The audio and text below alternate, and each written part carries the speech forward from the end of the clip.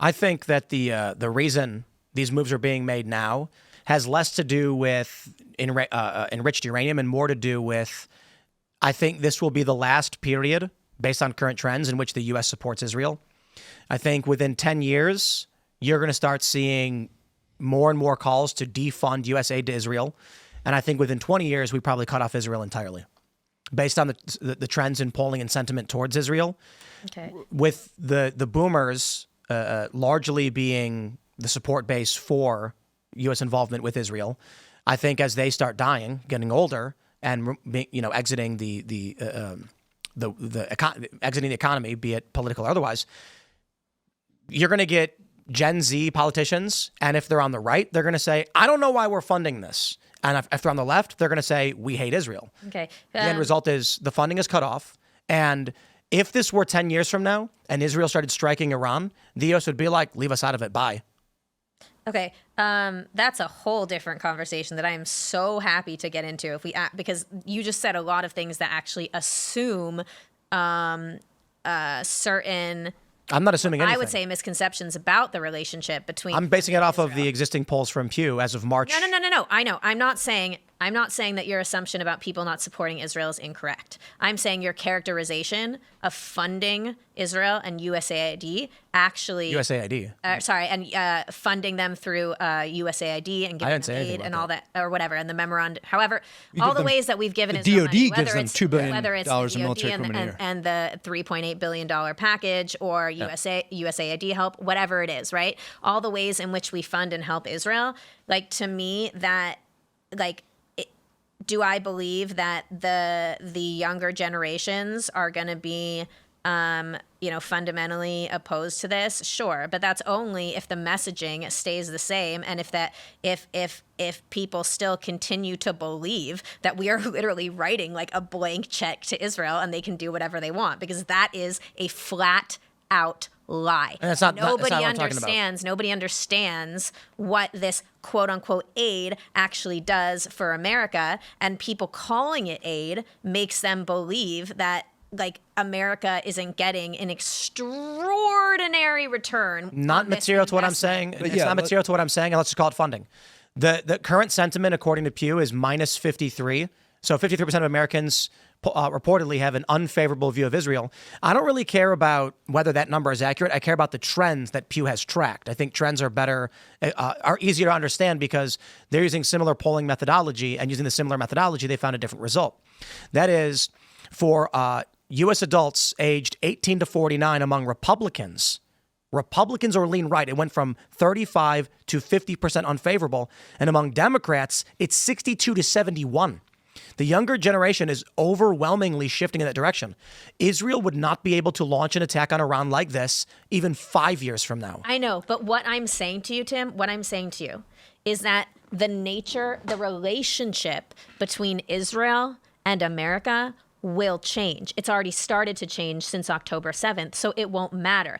So I'm not saying that this isn't true. It could be true. But right now, what is happening is what October 7th showed Israel is that essentially the entire, like, post Yom Kippur war decision to gut their, the most important units of their military and focus on, what they call a small and smart army, and offload, so much manufacturing to America and depend on America for their, military needs might have been the biggest mistake that Israel has ever made in the history of its existence, and it is now trying to correct that. This gets into the whole IDF and the political class in Israel and the generals and whatever and all the whole can of worms. But I hope, and it seems like people are starting to wake up in Israel, that, like, over time 100% they should decouple with America, because it's an unhealthy, toxic, essentially, like, the fact that America I mean, look, we saw what happened with Biden. Biden was holding Israel hostage, one hand tied behind their back. They wouldn't let Israel do what they needed to do to win the war. And it ended up prolonging this Gaza war and dragging it out for way longer than it needed to be dragged, just because Biden knew that he was able to pull the strings because he was holding hostage necessary armaments that Israel needed for this war. I have a question. Do you guys think that, let's say the U.S. had zero involvement with Israel, like we weren't providing any funding in any capacity, and we only had like very loose communications. Do you think the activists would protest the same over the Israel-Gaza war? Oh, for sure. Sure. I guess it's not because the U.S. is involved. No. There's always another reason that they invent. Of course, it's the same stuff regurgitated. But there's a reason why I brought this up, because the follow up is why don't we have the same protests over like the Uyghur Muslims in China? Yeah, but look, Israel is damned if they do, damned if they don't. Look, you even saw this with like the anti-interventionists, right? Like when, like right at the beginning, when Israel carried out this incredible, Michael Corleone, Sherlock Holmes, 007 strike on the 12th, 13th.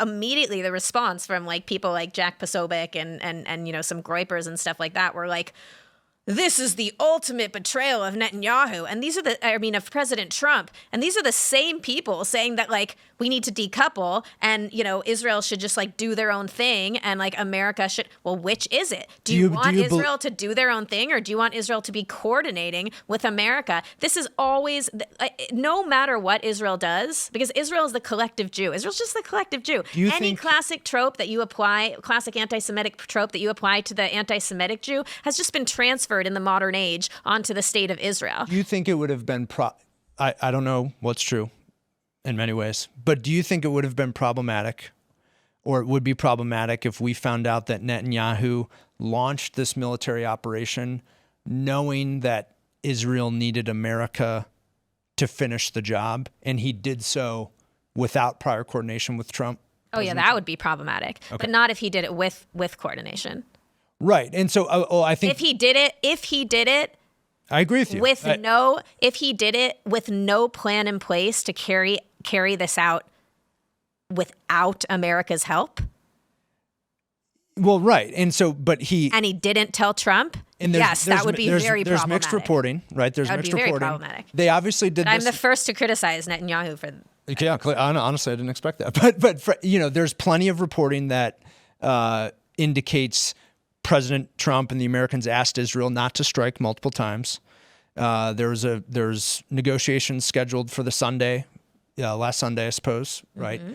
And so my point is, like, if we want to perhaps abate this trend, because I think Tim is right that it's kind of a pivotal point for the Israel-U.S. relationship that I don't think you can just wish away on either side.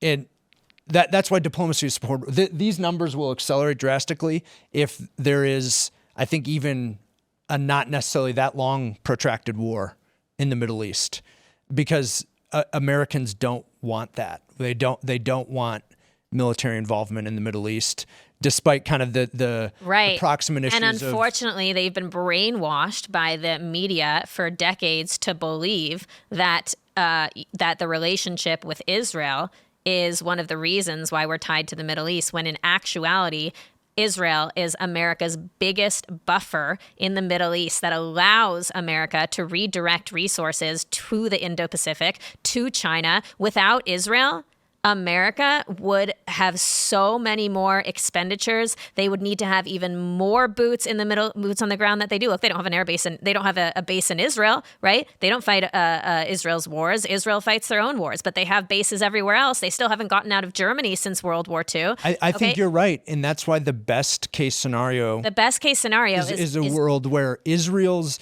decisive kind of surgical military action precipitates a better diplomatic solution that is more enduring than the JCPOA or the years without the JCPOA that saw runaway tensions. Because then that's a world where Israel shows that they don't need direct U.S. military involvement to achieve some of their strategic military outcomes. And it's also a world where the United States doesn't need to be further militarily involved in the Middle East after 30 years of boots on the ground. I have a question. If hypothetically, say Donald Trump could snap his fingers and erase the existing regime of Iran and their insurgent proxies in the region, should he do it? And 100%. And I'm saying this not. Yes. My point is, if it was within the power of the United States to remove troublesome actors, violent actors. Yeah, I can tell you why. Because as we've seen with the Abraham Accords, many of these Gulf countries are wanting to turn over a new leaf. Even if their populations are still largely, maybe like more tribal or have more like Islamist beliefs, they are walking a fine line. And countries like Saudi Arabia and UAE and Bahrain and even countries like Jordan and North Africa, they want to be part of the modern world. They want to reap the benefits of having good relationships with the West. And if anything proved that, it was the Abraham Accords. Now, these to play devil's advocate, I think the Abraham Accords are so possible because there is a united Sunni Israel United States coalition against the Iranians. That's the point. I wonder if Tim's hypothetical is true and we snap our fingers and the regime goes away, what does the Middle East look like without that counterbalance that could provide the predicate for such a coalition? So wait, so let me say, so because the Gulf countries have these goals, right? What's the biggest hindrance to that? You just said it. It's Iran. Okay, they're all threatened. Iran has been trying to, in conjunction with Sunni groups like the Muslim Brotherhood, they have been trying to take out the Hashemite kingdom in Jordan, the House of Saud. They've been trying to take out the government of Oman, of Morocco, of Bahrain. I said Jordan. Okay, so these people is that true? Is that true? Like, actually, I obviously there's a conflict with Saudi Arabia. But go look at the work of like Yoram Ettinger. He has literally been this is his expertise. He's former ambassador and anyway, he has literally been documenting this for his entire career. I'll say I don't want the Iranian regime to stick around, but there is a world where a perhaps feeble, inflamed and angry Shiite regime does some modicum of good by rallying the rest of the civilized Arab world. Right, and getting them to, essentially. Yeah, essentially, I see what you're saying, and it's a possibility. But what I'm saying is that the Abraham Accords are not some like cold peace, like what happened with Egypt and Israel or Jordan and Israel, where it's like they're kind of still playing both sides, and sometimes they aren't they better? Right? Aren't they better than that? The Abraham Accords, that is like real top down and ground up, like peace building. Amazing. On all Amen. sides. Okay. How about Trump? And so once that infrastructure, that architecture is in place, it's going to be very hard if you take out a nation like Iran and these peace deals have already been signed and they are in the same, like I said, it's not like a cold peace like the peace deals of Jordan or Egypt, but it's more of the Abraham Accords, then that's going to be very, very hard to break up because you have it happening on a people-to-people basis. Do we remember the Middle governments. East before the Islamic regime? Obviously, it's not been great since, but before the Islamic regime, you had, 4 wars between different Arab states and the Israelis? Well, that was the whole period of like pan-Arabism and that the whole I mean that was before these Gulf states had essentially decided to give up their Sunni fundamentalist beliefs and like come to the table and try to moderate and try to reform. Yes, I hear you. Even if they were secular, even if it was like a regime like Egypt, like right, they were still Arab. So even like the secular Arab states had these fanatical tribal views. But that's why I wonder if the true best case scenario is an Iranian regime that is still a Shiite Islamic Republic, but one that is closer to North Korea in its geopolitical and economic relationships with the rest of the world, genuinely isolated, but still in existence and kind of under the thumb of this Arab-Israeli coalition in the United States that doesn't pose a threat to Israel, certainly, and to to the regional. I can see what you're saying. Counterbalance. I'm not willing to keep a regime. Like, I'm not willing to be like, oh, keep this regime. I think that's what has led us to this point to begin with, is these strategies of like containment. This is what Israel's strategy has been since like day one of their existence. It's ridiculous. It's like the containment, like the enemy I know is better than like the net. Like, I think that has what has gotten in. That is what has allowed October 7th to happen. Thanks for watching this clip from the Culture War podcast. We're live every Friday, 10 a.m. to noon, so subscribe and come hang out.